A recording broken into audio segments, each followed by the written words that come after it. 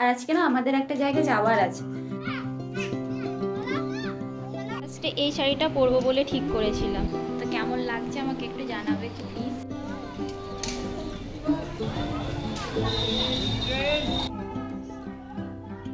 সব মেয়েরাই গেছে। Good morning everyone and welcome back to connect to মিনসেস ব্লগ। তো আমার আরেকটা দৈনন্দিন ব্লগে তোমাদের সকলকে স্বাগত জানাই। তো আজকের দিনটা শুরু তো হয়ে গেছে অনেকক্ষণ আগে, কারণ আমি শ্যুট করিনি সকাল থেকে। আর এখন প্রায় 8টা সাড়ে 8টার মতো বেজে গেছে।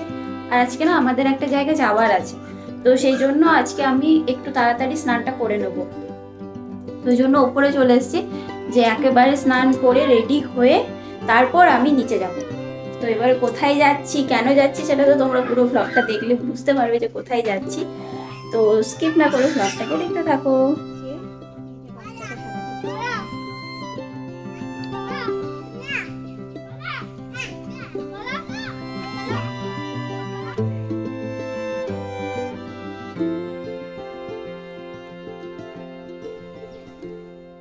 তো যেমনটা দেখলে বাচ্চাটা নিচে খেলা করছে, আর একটু আগেই এখানে এসেছিল, তো এখানে এসে তো খেলাধুলা করে চলে গেল। আর যেহেতু আমারও আজকে আমিও বিজি, বাবাও একটু ব্যস্ত আছে, আর ওরও অফিস শুরু হয়ে গেছে, ওই জন্য বাচ্চাটাকে সেরকমভাবে আমরা দেখাশোনা করতে পারছিলাম না। তো ওই জন্য মামুনি বাচ্চাটাকে দিয়ে এলো ঠাম্মির কাছে, আর ঠাম্মির কাছে গিয়ে নিচে এখন বাচ্চাটা খেলা করে। আলু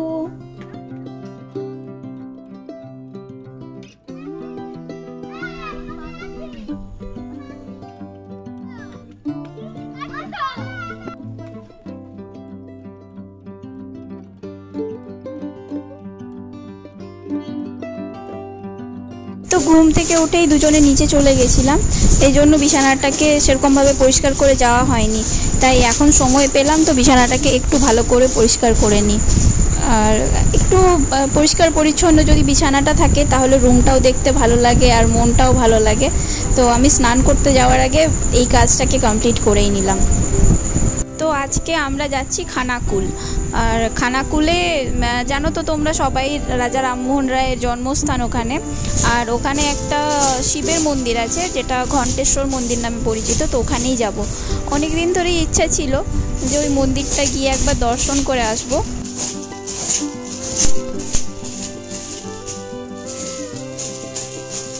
আমি আগে গিয়ে স্নানটাকে করে নেবো।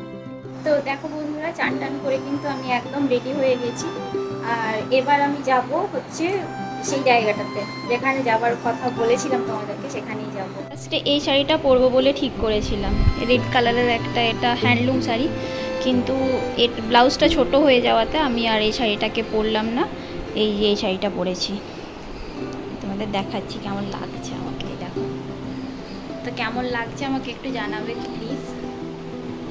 এই যে এই শাড়িটা পরলাম।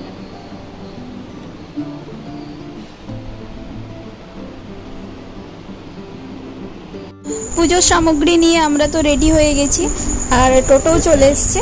আর টোটো এখন চাকা ঠিক করছে, চাকাটা পাংচার হয়েছে টোটো। তো দেখো আমরা বেরিয়ে পড়েছি, আর আশেপাশের জমিগুলোতে ধান চাষ কিন্তু হয়ে গেছে, আর কত সুন্দর দেখতে লাগছে, চারিদিক সবুজ লাগছে দেখতে। আর সবাই আমরা 4 জনেই চলে এসেছি, এখন তো রাস্তাতে যাচ্ছি। তো দেখতে থাকো ব্লগটা। তো পৌঁছে গেছি খানাকুলের ওই ঘণ্টেশ্বর বাবার মন্দিরে। আর এখানে এই দোকানটা থেকে আমরা জুতো রেখে নিয়েছি, আর এখান থেকে সবাই একটা করে ডালা নিয়ে নেবো। ডালা নিয়েও নিয়েছি, ও ডালাটাই রেডি করে। তো এই মন্দিরটাতে আজকে অনেক ভিড় ছিল, আর আমাদের পুজো দেওয়া হয়ে গেছে। পুজো তো যেমন হোক দিয়ে দিয়েছি, পুজো কমপ্লিট হয়ে গেছে। আর এখন আমরা মন্দিরটাকে পুরো ঘুরে ঘুরে দেখছি। এখানে নানা রকম দেবদেবীর মন্দির আছে, তো সবটাই আমি কিন্তু তোমাদেরকে দেখাবো, দেখতে থাকো ব্লগটা।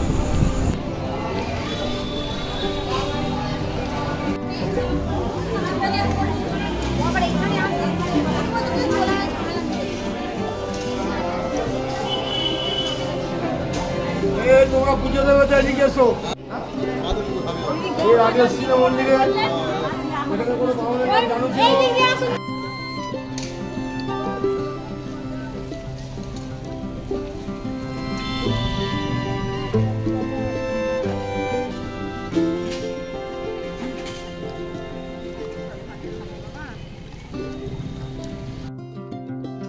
ফাইনালি আমরা এলাম বাড়িতে, আর পুজো টুজো কমপ্লিট করে এসেছি।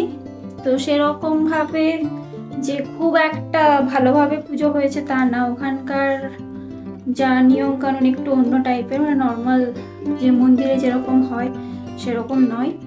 তো যাই হোক, ঠাকুরের মন্দির ভালোই যেন সব কিছু হয়, এটাই ঠাকুরকে বলবো। ঠাকুর যেন সবাইকে ভালো রাখে, সুস্থ রাখে। তো আমি এখন আগে চেঞ্জ করবো, কারণ আমার যা অবস্থা খারাপ হয়েছে শাড়ি পরে, একদমই শাড়ি পরতেই পারি না, তারপর থাকতেও পারি না।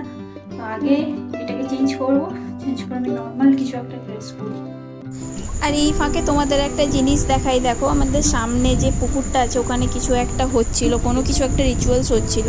আমি ঠিক জানি না কি হচ্ছিল ওটা, কিন্তু সবাই অনেক ভিড় করেছিল, তাই আমি ভাবলাম তোমাদের সাথে শেয়ার করি।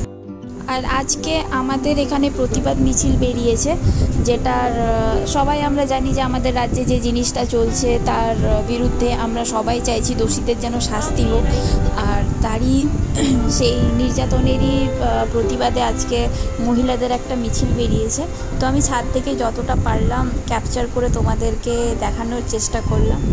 আর সবার কাছে একটাই অনুরোধ রাখবো, যেন দোষী খুব তাড়াতাড়ি শাস্তি পায় আর উপযুক্ত যেন শাস্তি পায়, বাস এটাই। আর সবাই ভালো থেকো, সুস্থ থেকো আর হাসতে থাকো।